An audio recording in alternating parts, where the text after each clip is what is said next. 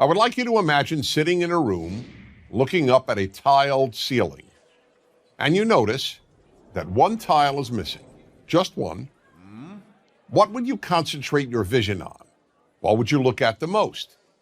The answer, of course, is the missing tile.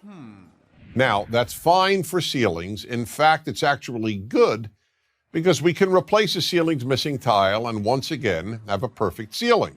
Ceilings, after all, can be perfect. But this doesn't apply to life. Most of what is missing in our lives, or what we think is missing, cannot be replaced. Unlike a ceiling, life can never be made perfect. For that reason, concentrating on the missing tiles in your life is a big problem. Let me give you the example that taught me this great lesson about what I call the missing tile syndrome. A bald man once said to me, "You know, Dennis, whenever I walk into a room with people, all I see is hair." When I heard this, I immediately realized that in this regard, this man sees the world completely differently from how I do. Because I have all my hair. When I walk into a room, I don't even notice hair. It's not a missing tile for me. But for this person, hair is what he sees. This applies in some way to everyone. When a woman who thinks she has imperfect legs walks into a room, all she sees are perfect legs. Or take the example of the woman who once said to me, "Wherever I go, all I see are pregnant women." Now, how could that be? The vast majority of women, even those young enough to be pregnant, are not pregnant at any given time. But that was all she saw because she wanted to get pregnant and wasn't able to. Her missing tile was not having a child.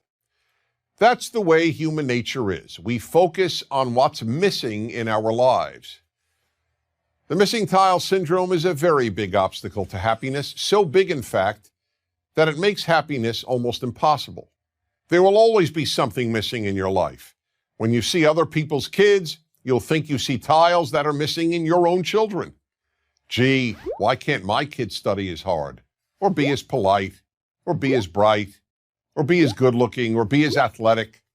The same holds true regarding our spouses, our work, our looks. The list is endless. I'll give one more example. When I was single and looking to find the right woman, I wanted to first identify the most important trait to look for in my future wife. So after almost every date, I would call my best friend Joseph and announce, "Joseph, tonight I identified the most important trait in a woman." And he would always say, "Okay, Dennis, what is it?" And then patiently listen. One night I would tell him that it was intelligence, another night that it was looks, another night personality, and on yet another night, kindness. One night, as usual, I called him up after an evening out and said, "Joseph, I finally figured out what the most important trait in a woman is." But this time he didn't say, "Okay, Dennis, what is it?" Instead he said, "Don't tell me, I'll tell you." Perplexed, I asked, "How do you know? You don't even know the woman I went out with." "It doesn't matter," he said. "Whatever trait tonight's woman was missing, that's the one you decided is the most important trait in a woman." I could say nothing. He was right. Whatever that night's date was missing is what I would declare the most important trait in a woman. I hadn't yet come up with the term missing tile syndrome, but that is exactly what I was suffering from. That's the way we play tricks on ourselves and undermine our happiness, by concentrating on the missing tiles every one of us has. So we really have a simple choice.